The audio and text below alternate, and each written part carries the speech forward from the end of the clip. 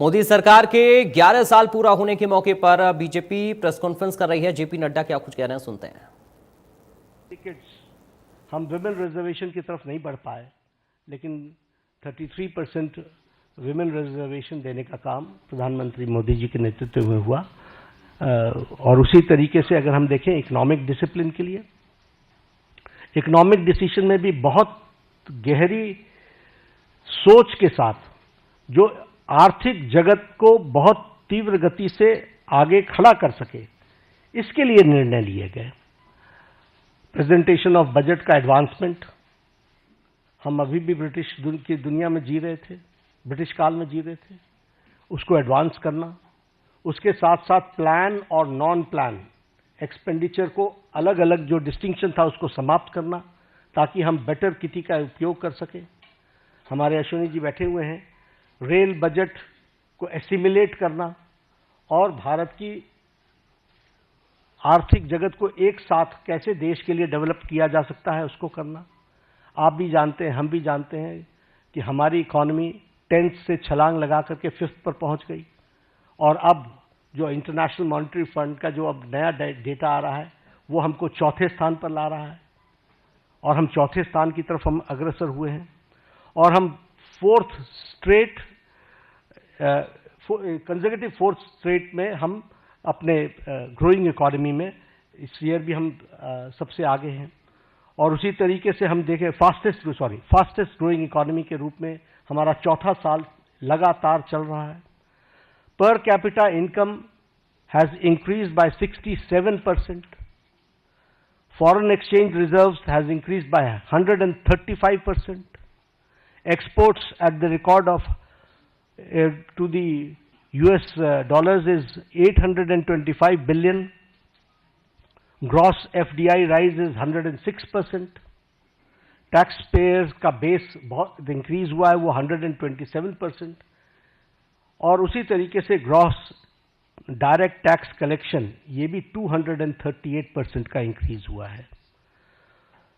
अगर एजेंसीज की बात करें तो bright spot international monetary fund Bharat की इकोनॉमी को IMF बोलता है, वर्ल्ड बैंक हमारे को fastest growing economy, major economy in the world कहता है, और वर्ल्ड इकोनॉमिक फोरम हमको वो कहता है कि India is all set for as a primary engine of the global economic growth in 2025 and 26। यानी सारी विपरीत परिस्थिति में भारत की इकोनॉमी सुदृढ़ और सक्षम तरीके से आगे बढ़ रही है, ये हमको ध्यान में रखना चाहिए। जब हम रिस्पॉन्सिव गवर्नमेंट की बात करते हैं तो प्रोएक्टिव डिसीजंस एक नहीं अनेकों हुए, और राहत के काम में तो हम प्रधानमंत्री मोदी जी कभी पीछे नहीं रहे। फिर चाहे बात ऑपरेशन गंगा की हो और सिटीजन्स को यूक्रेन से लाने की बात हो, प्रोएक्टिव होकर के किसी और देश ने अपने सिटीजन्स की चिंता नहीं की, लेकिन इंडिया ने, और इंडिया ही नहीं, इंडियंस के साथ साथ, इंडियन फ्लैग के साथ साथ कई दूसरे देश के लोग भी यूक्रेन से बाहर आए। तो यह एक पॉजिटिव नोट के साथ, उसी तरीके से हमारे वंदे भारत मिशन, जिसमें 67 लाख को लोगों को कोविड के दौरान स्वदेश भारत वापस लाने का काम हुआ है। ऑपरेशन देवी शक्ति में अफगानिस्तान से लोगों को वापस लाए। ऑपरेशन राहत में येमेन से हम लगभग 5,000 जो हमारे इंडियन सिटीजन्स थे उनको लेकर के आए, और उनके साथ साथ 41 नेशंस के जो दूसरे सिटीजन्स भी फंसे हुए थे उनको भी, मोर देन 1000, उनको भी निकाल करके लेकर के आए। ऑपरेशन मैत्री में नेपाल में हम अर्थक्वेक में सबसे आगे रहे। We were the first to reach and land in Kathmandu, और हम लोगों ने राहत कार्य किया। और अगर मैं ऑपरेशन वैक्सीन मैत्री की बात करूं तो ये बार बार मैं याद दिलाना चाहता हूं कि मोर देन 150 कंट्रीज में हमने वैक्सीन को पहुंचाया, और हमने कोशिश की कम से कम 48 कंट्रीज को तो फ्री वैक्सीन दी गई है, और ये वैक्सीन मैत्री में भी हम प्रोएक्टिव रहे। कोविड मैनेजमेंट पर मैं जरूर बोलना चाहूंगा, क्योंकि जब मैं रिस्पॉन्सिबल और रिस्पॉन्सिव गवर्नमेंट की बात करता हूं, देखिए ये पेंडेमिक सारी दुनिया के लिए आया था। ये पेंडेमिक इस शताब्दी का सबसे बड़ा पेंडेमिक रहा, और इस पेंडेमिक में विभिन्न कंट्रीज ने अपने अपने तरीके से रिस्पॉन्ड किया, क्योंकि इसके रिस्पॉन्ड करने का कोई तरीका नहीं था। सबने अपने अपने तरीके से रिस्पॉन्ड किया। लेकिन जो मोदी जी के नेतृत्व में भारत ने जिस तरीके से कोविड को रिस्पॉन्ड किया, किसी